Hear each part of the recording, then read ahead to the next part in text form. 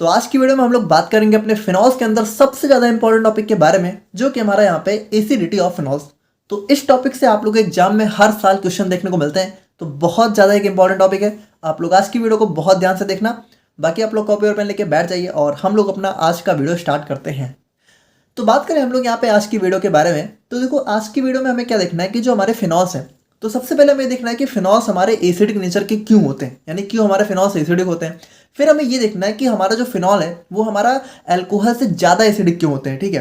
And उसके बाद हमें यहाँ पे एट लास्ट में देखना है अपने जैसे हमारा जो फिनॉल है, तो अगर उसके ऊपर कोई ग्रुप आके अटैच हो जा रहा है तो उससे हमारे फिनॉल्स की एसिडिटी पे क्या क्या इफेक्ट देखने को मिलता है। तो वो सारी चीज़ें हमें आज की वीडियो में डिस्कस करनी है। बाकी एट लास्ट में हम लोग यहाँ पे हमारे कुछ फिनॉल्स के स्ट्रक्चर्स एंड यूजेज हैं, उसके बारे में भी डिस्कस करके फिनॉल्स का पूरा टॉपिक आज की वीडियो में ख़त्म कर देंगे। तो यहाँ पे देखो, अगर हम लोग बात करें अपने एसिडिटी ऑफ फिनॉल्स के बारे में, तो देखो सिंपल सी बात है कि फिनॉल्स हमारे यहाँ पे एसिडिक नेचर के होते हैं। देखो यहाँ पे इन सारी चीज़ों को हटाओ और सबसे पहले जो आप लोग के दिमाग में क्वेश्चन आना चाहिए कि हमारे फिनॉल्स एसिडिक होते ही क्यों हैं। मतलब अगर आप लोग ध्यान से देखो फिनॉल का स्ट्रक्चर, तो भाई फिनॉल में आप लोग को OH ग्रुप देखने को मिलता है। और आपको पता है कि अगर हमारा कोई सब्सटेंस है, ठीक है, अगर मान लो वो H+ ग्रुप रिलीज कर रहा है, ठीक है, मतलब H+ आयन अगर रिलीज कर रहा है तो हमारा वो सब्सटेंस एसिड होता है। और अगर कोई हमारा OH- रिलीज कर रहा है तो वो हमारा बेस होता है। इतना तो आपको पता ही है। तो अगर हमारा जो फिनॉल है इसमें देखा जाए तो भाई यहाँ पे तो हमारा OH ग्रुप है, तो यहाँ पे इसको रिलीज तो हमारे OH- आयन को करना चाहिए, लेकिन ये करता है यहाँ पे H+ है। तो आखिर ऐसा होता क्यों है। अच्छा देखो, एक बात बताओ कि कोई भी हमारा सब्सटेंस है, ठीक है, तो मान लो अगर ये मान लो OH- को मान लो रिलीज भी कर रहा है, एक बार के लिए मान लेते हैं, तो अगर मान लो ये OH- को रिलीज करने के बाद स्टेबल हो जाए, ठीक है, तब तो ये OH- रिलीज करेगा।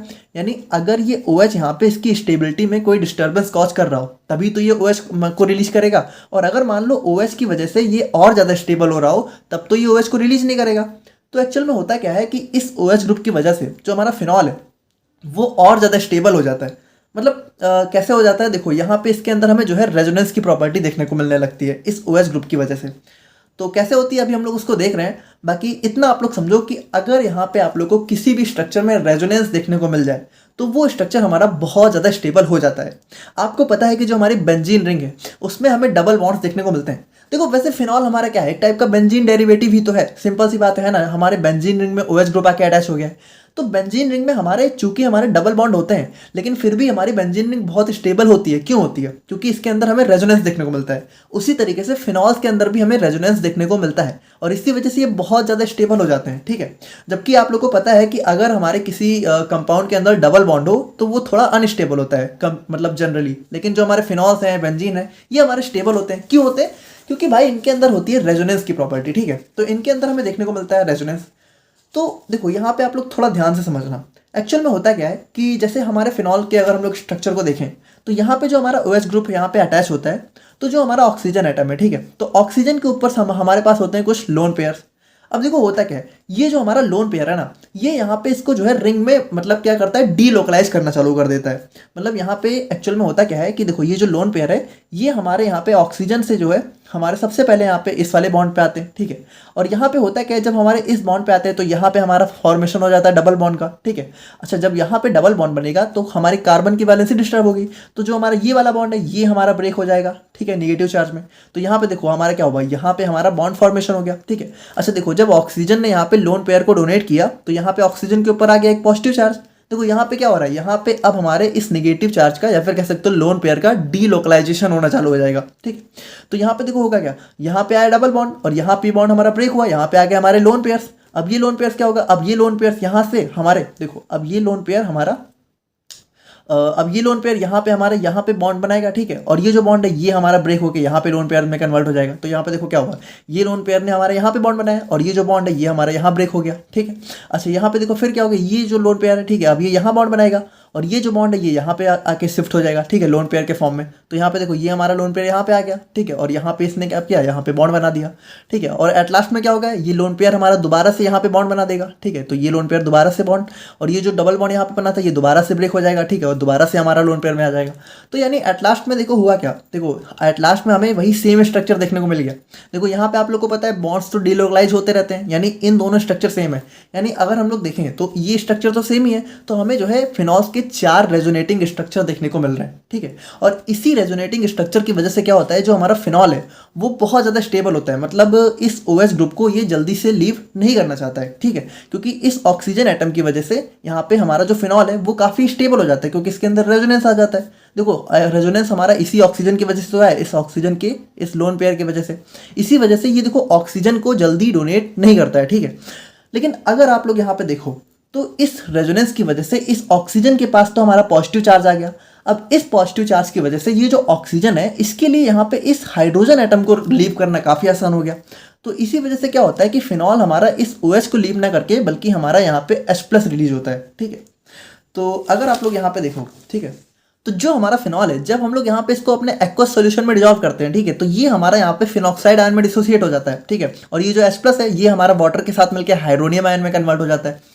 यानी यहाँ पे देखो सिंपल सी बात है कि जो हमारा फिनॉल है वो यहाँ पे OH को ना लीव करके हमारा H+ को रिलीज करता है, और इसी वजह से ये हमारा एसिडिक नेचर शो करता है। अच्छा देखो, एक क्वेश्चन आप लोग के दिमाग में और आना चाहिए कि अगर हम लोग देखें, ठीक है, तो भाई यहाँ पे देखो अगर देखा जाए तो हमारा जो फिनॉल है वो इस पूरे OH के साथ भी तो रेजोनेंस में है। यानी यहाँ पे अगर एक हिसाब से देखा जाए तो इस OH के मतलब इस H के होते हुए भी तो फिनॉल के अंदर हमें रेजोनेंस देखने को मिल रहा है, यानी इस H के साथ भी तो ये स्टेबल है। तो H को भी क्यों लीव कर रहा है, यानी H+ को भी यहाँ पे ये क्यों रिलीज कर रहा है।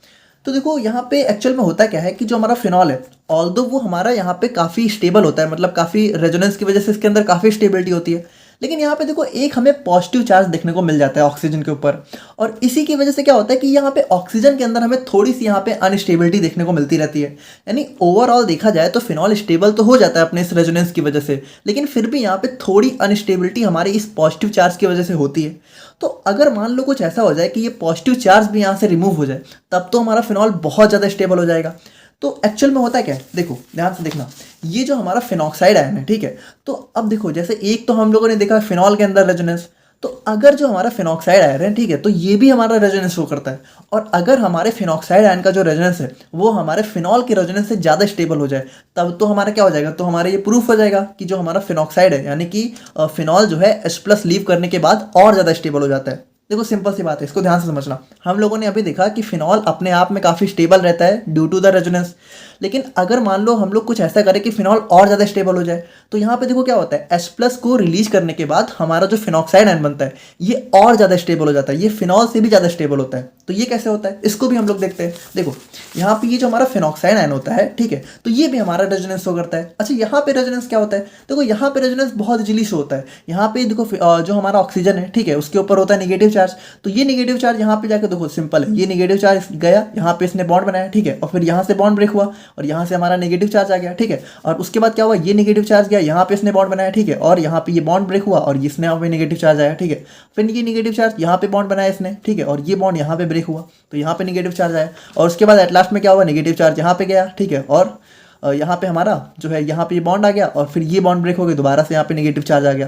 तो एट लास्ट में अगर हम लोग देखें तो जो हमारा फिनॉक्साइड आयन है तो इसके अंदर भी रेजोनेंस हुए। देखो इसके अंदर भी ऑल्दो रेजोनेटिंग स्ट्रक्चर 4 ही हैं, दोनों के अंदर बराबर है, लेकिन अगर आप लोग ध्यान से देखो तो जब ये हमारा रेजोनेंस में जा रहा है तो ऑक्सीजन के ऊपर यहाँ पे कोई भी चार्ज नहीं है, ना तो कोई निगेटिव चार्ज है ना तो कोई पॉजिटिव चार्ज है, जबकि यहाँ पे फिनॉल के अंदर क्या है, हमारा पॉजिटिव चार्ज है, जबकि जो हमारा फिनॉक्साइड आयन है इसके ऊपर हमारा कोई भी यहाँ पे निगेटिव चार्ज वगैरह नहीं है, जिसकी वजह से ये हमारा जो है फिनॉल के कंपैरिजन में भी ज़्यादा स्टेबल हो जाता है। और इसी वजह से क्या होता है कि फिनॉल हमारा यहाँ पे फिनॉक्साइड आयन में कन्वर्ट होना चाहता है, और फिनॉक्साइड आयन में कन्वर्ट होने के लिए क्या होगा, इसको यहाँ पे अपना H+ रिलीज करना होगा, और इसी H+ को रिलीज करने की वजह से ये हमारा क्या होता है, एसिडिक नेचर शो करता है। तो देखो ये बस एक सिंपल सी कहानी थी, आई होप कि आप लोग यहाँ पे समझ गए होंगे। देखो सिंपल सी बात है भाई, ये जो फिनॉल है ये हमारा ऑलरेडी स्टेबल होता है, लेकिन यहाँ पे फिनॉक्साइड आयन में कन्वर्ट होने के बाद ये और ज़्यादा स्टेबल हो जाता है। इसी वजह से क्या होता है, ये यहाँ पे इस H+ को बहुत ही इजीली यहाँ पे लीव कर देता है। तो आई होप कि आप लोग यहाँ पे समझ गए होंगे। अब देखो बाकी लेक्चर बहुत ही सिंपल और छोटा सा है, आप लोग बहुत आसानी से समझ जाओगे, ठीक है। Phenols are acidic in nature due to the formation of stable phenoxide ion after releasing H+। यानी देखो H+ को रिलीज करने के बाद हमारा फिनॉक्साइड आयन बनता है जो कि बहुत ज़्यादा स्टेबल होता है। Now phenols are not very strong acids, they are weak acids। देखो एक बात है कि ऑल्दो हमारे फिनॉल एसिडिक नेचर के होते हैं, बट ऐसा नहीं कि हमारे बहुत स्ट्रॉन्ग एसिड होते हैं, मतलब थोड़े हमारे वीक एसिड होते हैं। लेकिन अगर इनमें भी हम लोग देखें तो जो हम फिनॉल्स हैं, phenols are more acidic than alcohol. तो अगर जो हमारा अल्कोहल है, अल्कोहल क्या होता है, देखो अगर हमारी कोई भी आर ओ एच ग्रुप होता है, उसी को तो हम लोग अल्कोहल बोलते हैं। आर ओ एच का मतलब यहाँ पे आर हमारा क्या होता है, जैसे C H three O H हो गया, ठीक है, या फिर मान लो यहाँ पे C H three C H two O H हो गया। तो ये सब हमारे क्या होते हैं, ये सब हमारे अल्कोहल्स होते हैं। लेकिन यही ओ एच जब हमारे यहाँ पे बेंजीन रिंग में लग जाता है तो हमारा फिनॉल हो जाता है। या फिर अगर आप लोग जो है रिंग, मतलब अगर रिंग में देखो तो जैसे ओ एच मान लो यहाँ पे हमारा यहाँ पे साइक्लोहेक्सेन में लग गया, ठीक है, तो ये भी हमारा क्या हो गया, ये भी हमारा एक टाइप का अल्कोहल ही हुआ। तो देखो इन सब में क्या होता है, ठीक है, कि तो हमारे जो जो अल्कोहल्स हैं, जैसे आर ओ एच हमारे जो ग्रुप होते हैं, जैसे C H three O H, C H three C H two O H, ठीक है, और ये हमारा साइक्लोहेक्सेन वाला स्ट्रक्चर हो गया। तो इन सबसे हमारा जो फिनॉल होता है ये हमारा ज़्यादा स्टेबल होता है। मतलब समझ गए ना, देखो सिंपल है कि फिनॉल्स हमारे वैसे तो बहुत एसिडिक नहीं होते हैं, वीक एसिड होते हैं, लेकिन अल्कोहल के कंपेयर में ये हमारे बहुत ही स्ट्रांग होते हैं। लेकिन अगर हम लोग यहाँ पे कंपेयर करें इसको अपने कार्बोक्सिलिक एसिड से, ठीक है, यानी जो हमारा R C double O H, ठीक है, ये हमारा जो कार्बोक्सिलिक एसिड ग्रुप होता है, तो इसके कंपैरिजन में बहुत वीक होते हैं। यानी देखो सिंपल सी बात है कि phenols are more acidic than alcohol but less acidic than carboxylic acid. तो अगर आप लोग यहाँ पे एसिडिक ऑर्डर देखो तो जो हमारा कार्बोक्सिलिक एसिड है वो हमारा सबसे ज़्यादा एसिडिक है, फिर हमारे फिनॉल्स आ गए और फिर हमारे यहाँ पे अल्कोहल्स आ गए, ठीक है। तो फिनॉल्स हमारा थोड़ा सा एक मिडिल में आप लोग को देखने को मिलता है। बाकी अगर हम लोग यहाँ पे बात करें तो जो हमारा एक्वस सॉल्यूशन ऑफ फिनॉल है leads to the formation of phenoxide ion. अरे वही चीज़ है कि फिनॉल अगर जब हमारा एक्वस सॉल्यूशन में जाता है तो फिनॉक्साइड आयन देता है, ठीक है। और उसके बाद हम लोग बात करें तो यहाँ पे देखो वही चीज़ है जो now this phenoxide ion becomes very stable because it undergoes resonance stabilisation due to the delocalisation of pi bonds. यानी यहाँ पे देखो होता क्या है कि ये जो हमारा फिनॉक्साइड आयन है ये बहुत ज़्यादा स्टेबल हो जाता है। क्यों? क्योंकि यहाँ पे जो हमारा ये जो पाई बॉन्ड है ये हमारा क्या होता है, डीलोकलाइज करना चालू कर देता है, या फिर हमारा निगेटिव चार्ज डीलोकलाइज होता है। मतलब कुल मिला के वही चीज़ है कि हमारा डीलोकलाइजेशन होता रहता है। देखो यहाँ पे जितना ज़्यादा डीलोकलाइजेशन होगा उतना ज़्यादा रेजोनेंस होगा और उतना ही ज़्यादा हमारा जो कंपाउंड है वो हमारा स्टेबल देखने को मिलेगा। ये चीज़ आपने अपने दिमाग में क्लियर कर लो कि अगर रेजोनेंस अगर कहीं देखने को मिल रहा है तो हमारा कंपाउंड मतलब एक एक्सेप्शनल यहाँ पे स्टेबिलिटी शो करने लगता है, ठीक है। जैसे अगर जनरली देखा जाए तो डबल बॉन्ड की वजह से कंपाउंड्स अनस्टेबल होता है, लेकिन चूंकि यहाँ पे डीलोकलाइजेशन हो रहा है इसकी वजह से ये हमारा काफ़ी स्टेबल हो जाता है और ये हमारा एक एक्सेप्शनल केस हो जाता है, ठीक है। तो अब हम लोग यहाँ पे बात करें अपने comparison between acidity of phenols and alcohol. तो देखो ये भी एक काफ़ी इंपॉर्टेंट टॉपिक है। तो देखो यहाँ पे क्या है कि फिनॉल्स हमारे जो है अल्कोहल से ज़्यादा एसिडिक होते हैं, ये हम लोगों ने देख तो लिया, बट एक्चुअल में होते क्यों हैं, मतलब क्यों हमारे ज़्यादा एसिडिक होते हैं। देखो सिंपल सी बात है, phenols are more acidic in nature compare to alcohols because when phenol leaves H+, यानी देखो जब फिनॉल हमारा H+ ग्रुप लीव करता है तो हमारा क्या होता है, हमारे फिनॉक्साइड आयन का फॉर्मेशन होता है जो कि हमारा बहुत स्टेबल होता है due to the resonance stabilisation. देखो यहाँ पे क्या होता है, आप लोगों ने देखा कि ये जो फिनॉक्साइड बनता है इसके अंदर हमें रेजोनेंस देखने को मिलता है जिसकी वजह से ये काफ़ी स्टेबल हो जाता है, ठीक है। But in the case of alcohols when alcohols यहाँ पे जो है देखो जैसे हमारे जो अल्कोहल्स होते हैं, जैसे कि मान लो हम लोग यहाँ पे अपने साइक्लोहेक्सेनॉल को देखें तो यहाँ पे मान लो जो हमारा H+ है, ठीक है, अगर H+ आयन रिलीज हो रहे हैं तो भाई यहाँ पे हमारे रेजोनेंस की तो कोई चांस है ही नहीं, क्योंकि यहाँ पे कोई डबल बॉन्ड वगैरह है ही नहीं, तो यहाँ पे हमारा कोई रेजोनेंस देखने को मिलेगा नहीं, जिसकी वजह से क्या होगा, it is not stable compared to phenoxide ion because there is no possibility for the delocalization of negative charge। यानी यहाँ पे जो नेगेटिव चार्ज आएगा उसका डीलोकलाइजेशन हो ही नहीं पाएगा, जिसकी वजह से ये क्या होगा, हमारा बहुत ही कम स्टेबल होगा, hence no chance of resonance.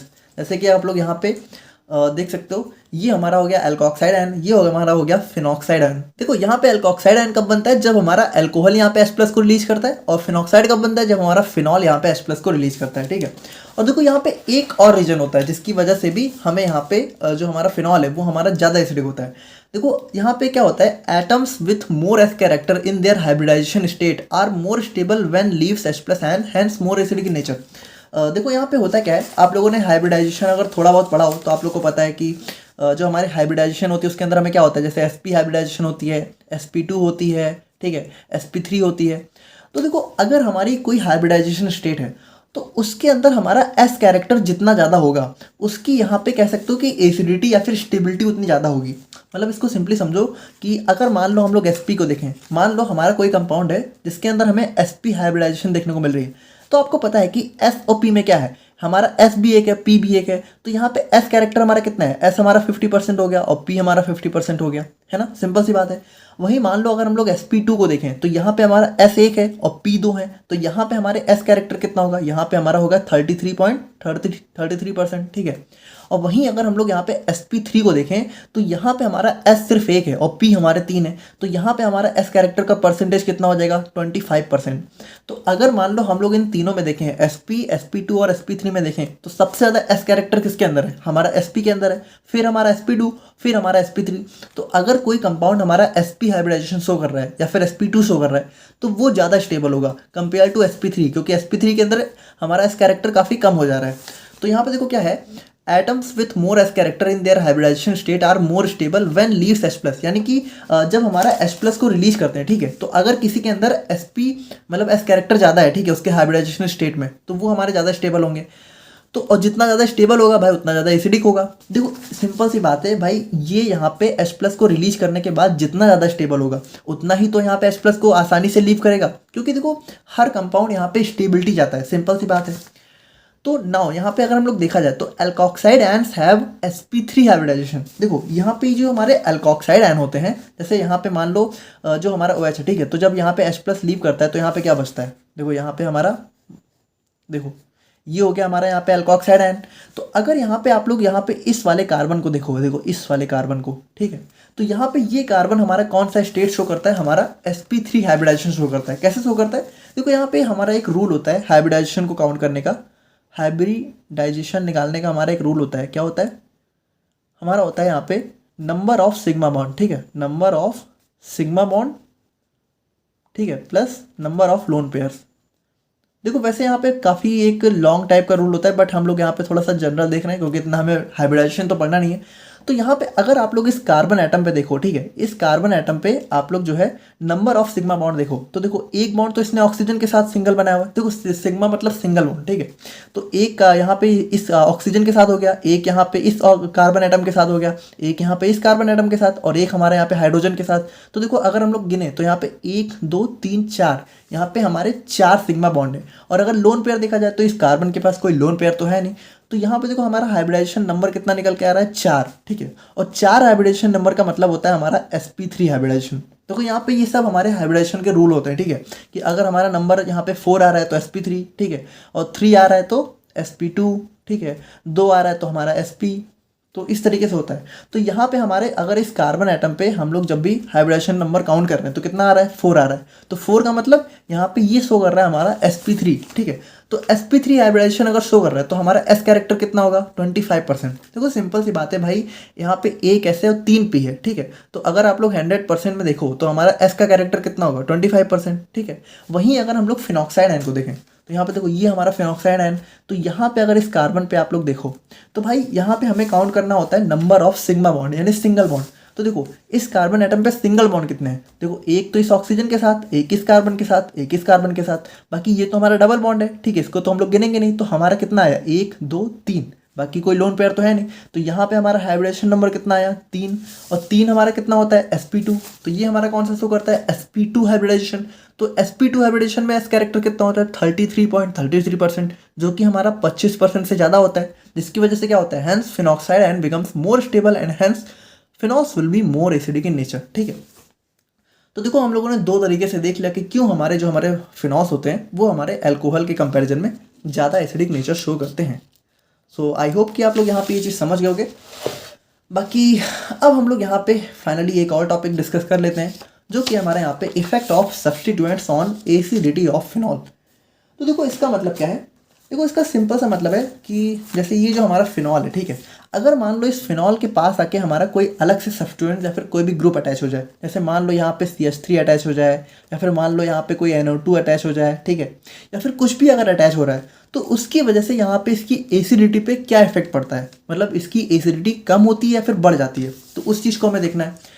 तो देखो यहाँ पे जनरली हम लोग बात कर रहे हो तो there are mainly 2 types of groups और substituents that can be present on phenol ring. तो फिनॉल रिंग के ऊपर हमारे 2 टाइप के ही ग्रुप हो सकते हैं। एक या तो हमारा हो सकता है इलेक्ट्रॉन विदड्रॉइंग ग्रुप।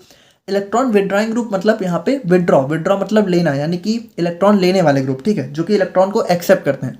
और एक हो सकते हैं हमारे यहाँ पे इलेक्ट्रॉन रिलीजिंग ग्रुप, यानी कि जो हमारे इलेक्ट्रॉन को डोनेट करते हैं, इलेक्ट्रॉन रिलीज करते हैं। देखो अच्छा यहाँ पे इलेक्ट्रॉन विदड्रॉइंग ग्रुप को हम लोग यहाँ पे -I से भी यहाँ पे डिनोट करते हैं, कहीं कहीं आप लोग को देखने को मिलेगा, ठीक है। और इलेक्ट्रॉन रिलीजिंग ग्रुप को हम लोग यहाँ पे +I ग्रुप भी बोलते हैं, मतलब यहाँ पे I का मतलब होता है इंडक्टिव इफेक्ट, ठीक है। तो वो हमारा एक अलग टॉपिक है। बाकी आप लोग सिंपली यहाँ पे इतना समझ गए ना कि एक हमारे इलेक्ट्रॉन विड्रॉइंग, ठीक है, विड्रॉ मतलब इलेक्ट्रॉन को एक्सेप्ट करने वाले, और इलेक्ट्रॉन रिलीजिंग मतलब इलेक्ट्रॉन को डोनेट करने वाले। तो सबसे पहले हम लोग बात करते हैं अपने effect of electron withdrawing groups के बारे में। देखो सिंपल सी बात है, इलेक्ट्रॉन विड्रॉइंग ग्रुप्स हमारे क्या करते हैं, they take the electrons from phenolic ring and thus result in an increase in the positive charge on the oxygen atom. देखो यहाँ पे ये जो हमारा फिनॉल होता है, तो आपको पता है जब ये रेजोनेंस के अंदर जाता है तो हमारे यहाँ पे निगेटिव चार्ज आता है। तो जो हमारे इलेक्ट्रॉन विड्रॉइंग ग्रुप होते हैं वो क्या होते हैं, वो यहाँ पे इस निगेटिव चार्ज को एक्सेप्ट कर लेते हैं। अच्छा देखो, जब निगेटिव चार्ज को एक्सेप्ट कर लेंगे तो यहाँ पे पॉजिटिव चार्ज यहाँ पे क्या होगा, ज़्यादा टाइम तक बढ़ जाएगा, और जिसकी वजह से क्या होगा, the removal of protons becomes easier with increase in positive charge on oxygen atom. और देखो यहाँ पे ऑक्सीजन के ऊपर जब तक पॉजिटिव चार्ज बढ़ा रहेगा, ठीक है, जैसे हमारा पॉजिटिव चार्ज बढ़ गया तो उसकी वजह से क्या होगा, ये जो हमारा H+ है उसका रिलीज होना मतलब ईजी हो जाएगा। क्योंकि देखो इस पॉजिटिव चार्ज की वजह से क्या हो रहा है, जो हमारा ऑक्सीजन है वो अनस्टेबल हो रहा है, और अपनी इस अनस्टेबिलिटी को दूर करने के लिए क्या करेगा, ये यहाँ पे H+ को जल्दी रिलीज करना चाहेगा। और देखो जितना ज़्यादा H+ को जल्दी रिलीज करना चाहेगा उतना ही ज़्यादा एसिडिक नेचर शो करेगा, जिसकी वजह से क्या होगा, देखो यहाँ पे the removal of protons becomes easier, यानी जितना जल्दी हमारा यहाँ पे H+ रिलीज होगा उतना ही ज़्यादा हमारे यहाँ पे क्या होगा, एसिडिटी ऑफ फिनॉल यहाँ पे इंक्रीज होगा, ठीक है, उतनी ज़्यादा एसिडिटी बढ़ेगी। The effect is more on ortho and para positions compare to meta. और उसमें भी देखो, मान लो जैसे जो भी हमारे इलेक्ट्रॉन विड्रॉइंग ग्रुप्स होते हैं, जैसे कि हमारा NO2 हो गया, ठीक है, CHO हो गया, COOH हो गया, तो अगर ये हमारे यहाँ पे क्या होती है, ऑर्थो एंड पैरा, देखो ये होती है हमारी ऑर्थो पोजिशन, ये होती है हमारी पैरा। तो अगर ऑर्थो एंड पैरा पोजीशन पे लगे हैं तो हमारा जो इफेक्ट होगा वो ज़्यादा होगा। यानी अगर हमारा कोई इलेक्ट्रॉन विड्रॉइंग ग्रुप ऑर्थो और पैरा पोजीशन पे आके लगता है तो उसकी वजह से हमारे फिनॉल की एसिडिटी बहुत ज़्यादा बढ़ जाएगी कंपेयर टू मेटा। यानी अगर मेटा पे होंगे तब भी बढ़ेगी, बट उतनी ज़्यादा नहीं बढ़ेगी जितनी हमारी ऑर्थो एंड पैरा पोजीशन पे बढ़ेगी। और हमारे यहाँ पे एग्जाम्पल्स हो गए, जैसे NO2 हमारा सबसे ज़्यादा इलेक्ट्रॉन विड्रॉइंग ग्रुप होता है, ठीक है।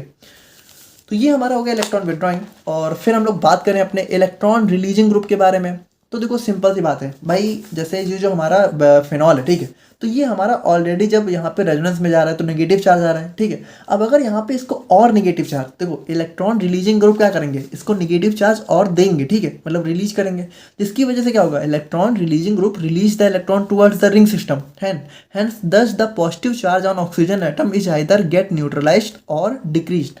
देखो जब यहाँ पे आप निगेटिव चार्ज जो है ग्रुप मतलब अपने पास से देना चालू कर देंगे, उसकी वजह से क्या होगा, ये जो पॉजिटिव चार्ज है ये बैलेंस हो जाएगा, और जब ये बैलेंस हो जाएगा भाई तब तो ये ऑक्सीजन यहाँ पे स्टेबल हो जाएगा, जिसकी वजह से क्या होगा, ये H+ को रिलीज ही नहीं करेगा।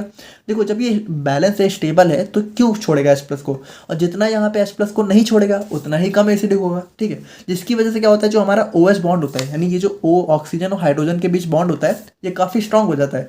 दस removal of proton becomes difficult, और जिसकी वजह से हमारा प्रोटॉन इजिली रिमूव नहीं हो पाता है, ठीक है।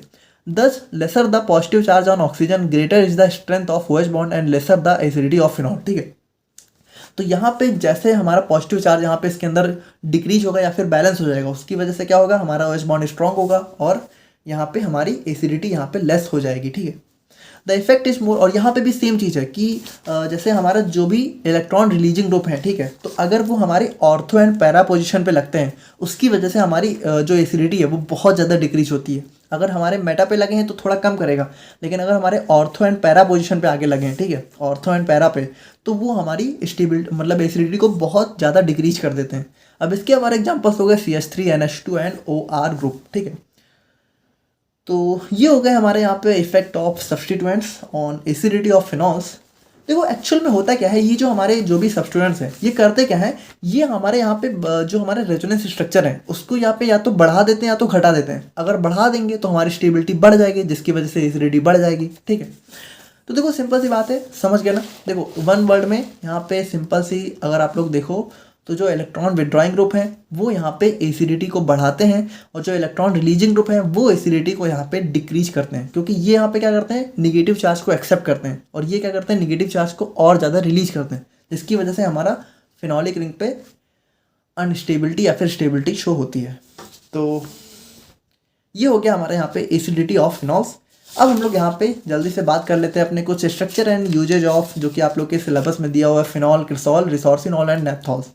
तो सबसे पहले हमारा फिनॉल ही दिया हुआ है, तो फिनॉल तो आप लोग समझ ही चुके हो। बाकी हम लोग यहाँ पे इसके यूजेस की बात करें तो ऑलरेडी हम लोगों ने देखा है काफ़ी डिटेल में, जैसे हमारे यहाँ पे एंटी बैक्टीरियल होता है, एंटी फंगल होता है, एंटी वायरल होता है, ठीक है, और एंटीसेप्टिक और डिसइंफेक्टेंट की तरह भी हम लोग इसका यूज़ करते हैं। उसके बाद यहाँ पे माउथ वॉशेस की मैन्युफैक्चरिंग में भी यूज होता है, और हमारे कुछ ओरल एनाल्जेसिक और माइल्ड एनेस्थेटिक्स, ठीक है। तो हमारे यहाँ पे कुछ इस तरीके से भी इसका यूज होता है। बाकी हम लोग यहाँ पे बात करें अपने क्रिसॉल के बारे में। तो देखो क्रिसॉल क्या होता है, जब आप लोग को फिनॉल रिंग में CH3 यानी कि मेथाइल ग्रुप देखने को मिल जाए तो समझ लो हमारा वो हो जाता है क्रिसॉल। अब अगर ऑर्थो पोजीशन पे तो ऑर्थो क्रिसॉल, पैरा पे है सॉरी मेटा पे है तो मेटा क्रिसॉल, पैरा पे है तो पैरा क्रिसॉल। तो इसके भी हम लोग अगर यूजेस की बात करें तो यहाँ पे ये हमारा जो है जर्मिसाइड्स की तरह यूज होता है। बाकी यहाँ पे डिसइंफेक्टेंट, एंटीसेप्टिक, तो वही सारी चीज़ें हैं, ठीक है। हर्बिसाइड्स की तरह भी यूज करते हैं, ठीक है, ऑर्थोक्रिसॉल को। और मेटाक्रिसॉल हमारा कुछ फोटोग्राफिक डेवलपर्स एंड एक्सप्लोजिव्स वगैरह में यूज होता है। एंड जो हमारा पैराक्रिसॉल है, ठीक है, उसको हम लोग यहाँ पे प्रोडक्शन ऑफ BHT, तो BHT हमारा होता है ब्यूटाइलेटेड हाइड्रोक्सी टाइलोडीन, जो कि हमारा एक टाइप का एंटीऑक्सीडेंट होता है। तो इसमें भी हम लोग यहाँ पे इसका यूज करते हैं। देखो ये सारी चीज़ें बस याद करने वाली हैं, तो जल्दी से आप लोग बस इसको थोड़ा याद कर लेना, ठीक है। कभी कभी एग्जाम में आ जाता है 2 मार्क्स में। और बात करें रिसोर्सिनॉल की, तो देखो रिसोर्सिनॉल जब हमारे OH ग्रुप यहाँ पे अल्टरनेट पोजीशंस पे लगे होते हैं, जब हमारे 2 OH ग्रुप अल्टरनेट पोजीशंस पे लगते हैं तो हम लोग उसको बोलते हैं रिसोर्सिनॉल। तो इसके भी यूजेस की बात करें तो यहाँ पे it is used for manufacturing of resins, dyes, plastic, medicine, ठीक है। तो वही चीज़ है, एंटीसेप्टिक, डिसइंफेक्टेंट और गैस्ट्रिक अल्सर और वूपिंग कफ, इन सब के ट्रीटमेंट में भी यूज होता है। एंड फाइनली हम लोग बात करें यहाँ पे नैप्थॉल्स के बारे में। तो देखो नैप्थॉल्स क्या होते हैं, हमारे नैप्थलीन के डेरिवेटिव होते हैं। नैप्थलीन हमारी तब 2 बेंजीन रिंग यहाँ पे साथ में मिलके लग जाती है तो हमारा नैप्थलीन बनता है। नैप्थलीन के बारे में भी हमें पढ़ना है काफ़ी डिटेल में। तो यहाँ पे देखो यहाँ पे नैप्थॉल्स भी हमारे 2 टाइप के हैं, ठीक है। अगर हमारा जो OH है, ठीक है, अगर हमारे इस पोजीशन पे लगा है तो हम लोग इसको बोलते हैं अल्फा नैप्थॉल या फिर 1 नैप्थॉल। और अगर हमारा OH ग्रुप यहाँ पे इस पोजीशन पे लगा है तो हम लोग इसको बोलते हैं बीटा नैप्थॉल या फिर 2 नैप्थॉल। तो इसके भी यूजेस की बात करें तो यहाँ पे डाइज वगैरह की मैन्युफैक्चरिंग में और हमारा मॉलिस रीजन का एक मेन इंग्रेडिएंट होता है, ठीक है। एंड यहाँ पे जो है बहुत सारी डाइज वगैरह, एंटीसेप्टिक और परफ्यूम इंडस्ट्रीज में भी इसका यूज हमें देखने को मिलता है। सो ये था हमारा यहाँ पे फिनॉल्स का लेक्चर। तो फिनॉल्स यहाँ पे एंड होता है और नेक्स्ट वीडियो में हम लोग बात करेंगे अपने एरोमेटिक अमीन्स के बारे में। मिलते हैं हम लोग यहाँ पे नेक्स्ट वीडियो में। Thank you so much.